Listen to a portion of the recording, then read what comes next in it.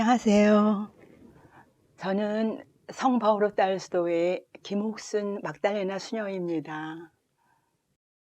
제 작업실인데요. 창고를 쓰기 위해서 이렇게 만든 건물인데, 그냥 제가 어떻게 하다 보니까 여기를 작업실로 쓰게 됐는데, 아침에 이제 기도하거나 이제 이렇게 하고 하루 종일 이 작업실에서 있어요. 어느 날 우리 편집장 수녀님께서 막 걱정을 하시는 거예요. 마감 날짜가 다 됐는데 작가가 표지를 그려왔는데 어린이 책인데 너무 어둡다는 거예요. 제가 고심을 하다가 수녀님, 제가 한번 그려볼까요? 그럼 한번 그려보라 그래서 그날 밤에 늦게까지 표지를 그렸어요. 그래가지고 그 다음날 보여드렸더니 수녀님이 깜짝 놀라시는 거예요. 너무 마음에 든다고 그러시면서. 그게 계기가 돼서 그때서부터 이제 그림을 더 이제 많이 그리게 됐죠. 예, 예.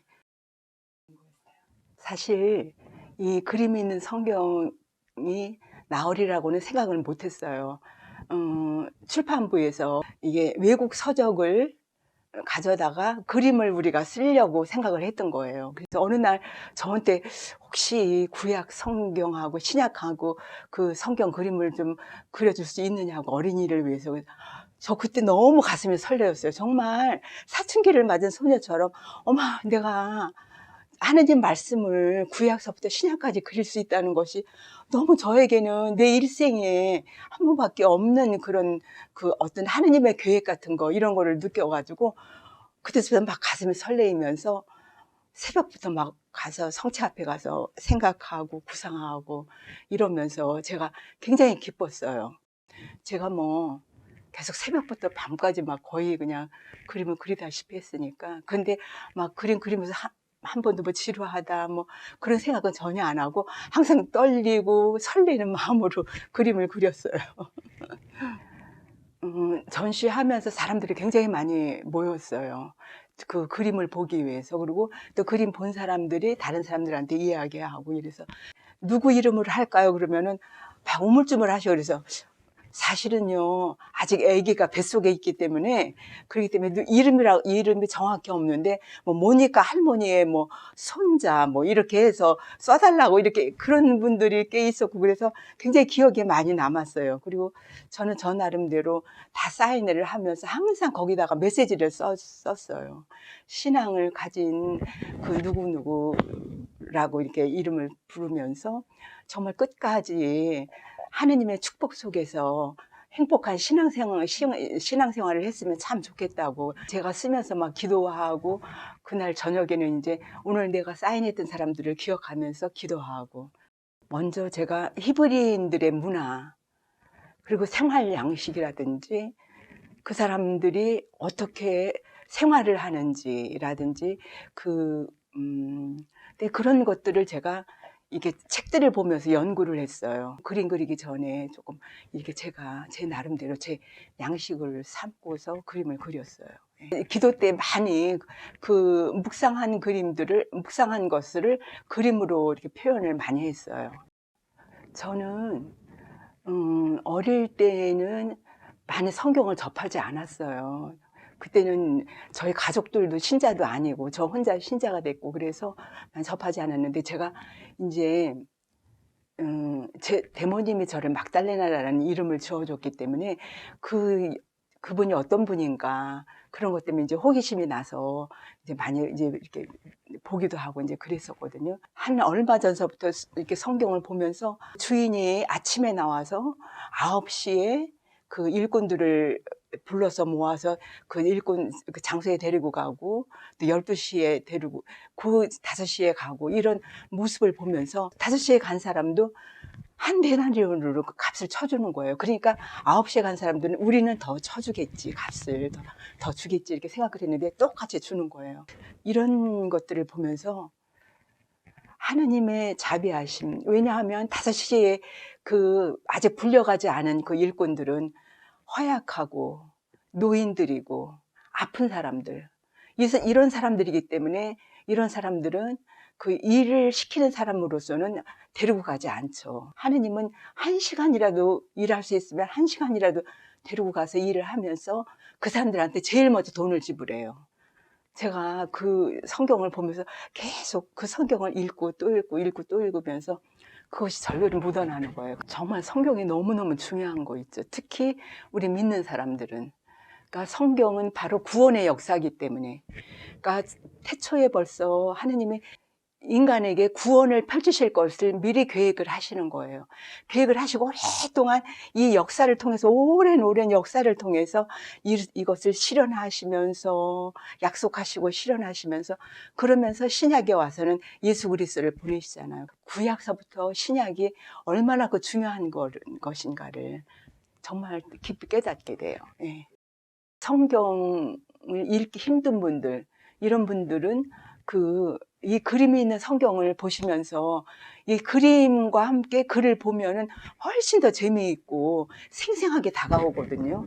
이게 그냥 글로만 보면은 이게 무슨 뜻인가 이렇게 잘 이해하기 힘드신데 그 성경학자 신부님께서 이 성경 묵상을 다 이렇게 이야기를 해주시고 그리고 여기 이 그림 있는 성경책에 또 보증적인 그런 자료, 사진들을 많이 실었어요.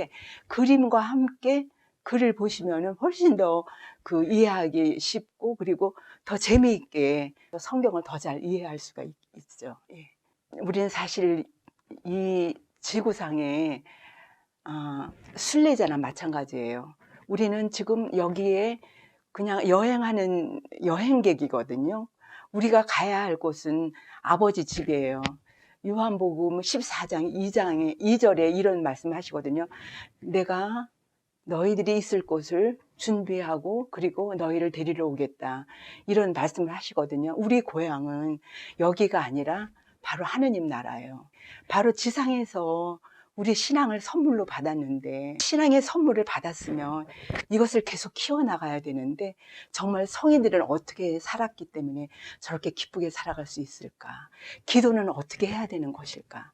이런 것들이 다 신앙서적으로 나와 있어요. 이 신앙을 갖고 있으면서 정말 내가 행복해지고 기뻐지는 거는 내가 얼마큼 신앙을 키워가는지 이 선물을 얼마나 내가 2배, 3배로 살아가는지 이것에 달렸다고 생각해요. 그래서 이 신앙을 이렇게 가지신 분들은 여러 가지 서적들을 통해서 가지고 있는 신앙을 더 크게 키워가고 불려나가는 것이 사실은 우리에게 큰 몫이라고 생각해요.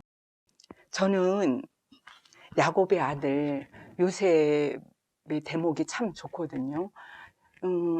요셉이 형들의 시기를 받아서 많은 어려움 속에서 죽을 고비를 넘기면서 이집트의 상인들한테 팔려가가지고 거기서 막 고생을 하면서 이제 어떻게 하다가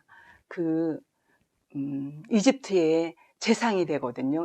이집트의 재상이 되는데 저는 이 성경을 읽으면서 하느님께서 우리 인간에게 섭리하시는 그 일들 우리가 볼 때는 역경이라고 하지만은 결국은 그것이 하느님께서 우리 인간에게 주시는 커다란 하나의 섭리이고 그 섭리를 통해서 당신의 선물을 우리에게 주신다는 것 이런 것을 깨닫게 됐어요. 그래서 저는 이 요셉의 대목을 볼 때마다 참 이게 감동하게 돼요. 요셉은 형들이 옛날의 잘못을 뉘우치고 아버지와 형제들을 서로 사랑하고 있다는 것을 알았습니다. 유다의 말을 듣고 감격한 요셉은 참을 수가 없어 하인들을 모두 물러가게 하고 자기 정체를 밝혔습니다. 형님들, 저를 모르시겠습니까?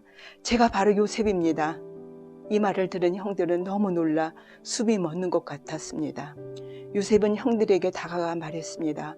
제가 형님들의 아우 요셉입니다. 형님들이 저를 이집트로 팔아넘겼지요. 하지만 이제는 저를 팔아버린 일 때문에 걱정하거나 슬퍼하지 마십시오.